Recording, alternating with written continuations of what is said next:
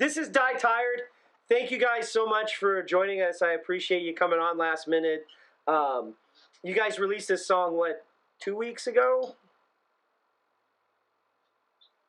Does that sound? So. I think it was 2 weeks, 2 or 3 weeks ago, or something like that. But the video came out after the release of the song, right? I think it all came out on the same day. I think it all came out at like midnight on Friday 2 weeks ago, or so. Yeah. Okay. I guess I just never saw it until I asked you for it. I'm not the biggest music video person. Ever since MTV died, it's been kind of like off my radar. But that's why I have this show. Actually, I'm trying to bring back some kind of MTV situation because I miss being able to find new music the way we used to. But anyway, that is a great video, by the way. It's shot very well. The resolution, it was really, really high. Like, whoever did that for you was good. Dr. D actually asked us who shot the video for you. Oh, nice. That was our buddy Chris Kaufman. So it's Chris Kaufman Productions. You can find him there on Facebook or anything like that, or he's got his website. Okay. He's a mutual friend of ours that's really talented, as you can see, and he tore it up. He did an amazing job. Kind of putting the whole video together, the vision of what it would look like, the edits, the lighting, the equipment he needed. It was awesome. We were really pleased with how it came out, too. Yeah, and talk to us a little bit about the story behind the video. Like, it's definitely a soldier. I want to hear your guys' take on that, and the song in general, because, I mean, it's obviously about suicide awareness and mental health awareness. So I want to hear what you guys have to say about it and what's important on the song.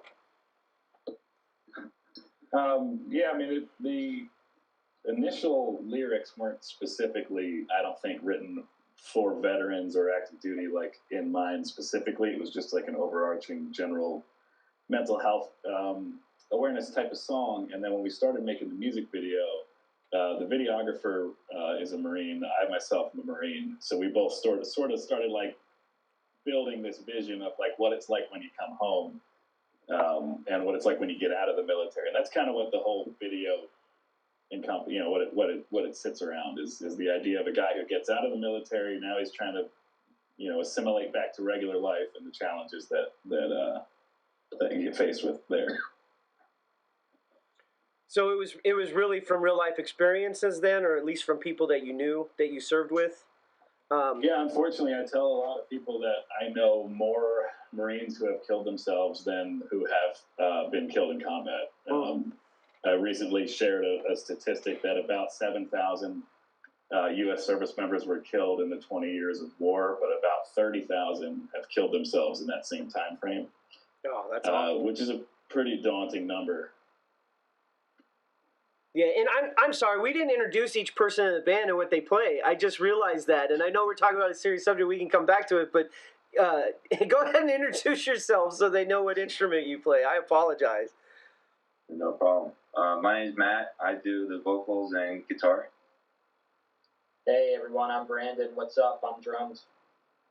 I'm Jim. I play the bass, and not with us right now. He's got to work. As Sean is the other guitar player. We should have done that first, but you're one of my first interviews with just the whole band. Like last week I had Benny OK, and it was just one person. So it's like, hey, this is Benny OK. But now with all three of you, it's the first Zoom interview I've had with three folks on here. But I'm a big fan of the song. Ever since I first heard it, I really, really liked it. I also like your song Play, which is a really, really great song. I've had it on this show a couple times since you guys found me online. I'm a big fan of your music. In this song in particular, Matt, are you playing the lead guitar in there? Is that you doing it? Like, it looks like you are from the video. Yeah, for Better Off Alive. Yeah, I do that lead lick in there. And then, for the intro, and just some little sprinkling of little things in there, too, to make it pop in the chorus and stuff like that. But, yeah, I do the lead for that particular song. Yeah, that lead part gets stuck in my head. That's the only reason I brought it up. I really like the lead on it. The tone on your guitar is great. The original riff for the song, actually, when I was jamming on acoustic, I tend to kind of write a lot of my main riffs on there, just sitting on the couch plugging away on the acoustic. but it's that riff, but it was played lower. It was played on the, well, I guess a C sharp because we drop it down over in flat, but you know, it was just this chunky, like detuned riff that I was playing at, almost like a prog metal feel. But then when we got with the band, we started playing. It kind of took a little more straightforward rock approach. But then we're kind of like, hey, we need some special sauce on that intro there. And I was like, well, I'm gonna try playing that up high like a solo. And it kind of evolved from that. It was pretty cool. That little lick is kind of how the whole song started in a way. Yeah, it's a great lick, man. It runs through that song and it like really drives it. I love the lick. But I want to go back to something real quick. You said you tune your guitars down. So what do you guys usually play in then? So it's a half step down and then dropped. Okay. So you're playing Like in open D flat, C sharp. C sharp. Yeah. Okay. D sharp when you drop it down, just a little more. Yeah, I love drop tunings. Fixed range I find. I've played in standard and in standard E. It's just something about when I drop it down, I feel the tone of my voice tends to sit well with those type of registers. I also love tons of music that plays in that style. I love heavy stuff. I love stuff that I listen to and drop D, learning to play guitar and stuff like that, the open tuning. So it also kind of fits in the style of music that I hear in my brain. And Jim and Sean were cool enough to kind of oblige me and stuff like that. I was like, hey, we try dropping the flat, and it seems to work out for us. Yeah, and I want to highlight something you said there about your vocal matching more with the C sharp D flat tuning versus like higher up. I've coached people that are doing music, like whenever you feel like you're straining to sing something, like if you've made up a riff on a guitar, you're in regular standard, or you've even put a capo up on like the third or fourth fret of a standard tuning. Whenever you start actually singing and you have trouble and you feel like you're straining, you're probably got your guitar tuned too high and you drop it flat. I mean, part of why Alice in Chains was so awesome and why it sounded so great is they dropped that whole flat. They went a whole step, half step down. Drop D sounds great, but it's still the rest of the songs are E. But you've gone all the way down beyond that. You've gone down to drop C to get there. And I'm a real big fan of those dropped tunings. I have two guitars here that are, and you're going to flip when I tell you they're tuned to drop, G sharp standard. So they would be F sharp dropped. They're way, way freaking low. But I do finger picking on it, so it's not like muddy. It actually sounds really good. But I love that tuning. I love that down because it actually lets my voice be an octave higher. So it really complements it very well. But I'm a huge fan of those tunings. So yeah, and you hit Alice in Chains, man. I mean, that's right on the head. I mean, Jerry Cantrell, Lane Staley, I mean, they're a huge influence on me and how I write. And melodies and content and themes and stuff like that. So you nailed it with that reference for sure. Yeah, I've in like those drop, like even Smashing Pumpkins did it. Like the '90s was full of those flat tunings. But you guys are awesome. I want to have you on our tempo show at some point here in Lidditz. I know you're not that far away from us. I'm like scheduled out till May, and I haven't opened the schedule for the summer yet. But I'll let you guys know when we do, and then love to have you on. Do a set of the songs that you don't have recorded. We played one earlier from The Implication that they haven't released, that they played here on the Tempo, and I'm about to play some more music videos from appearances of bands on the Tempo or live. But I really appreciate you coming on here. Brandon, is there anything you want to chime in and say? The other two got to talk a little bit. I don't want to ignore the drummer because he sits in the back most of the time anyway.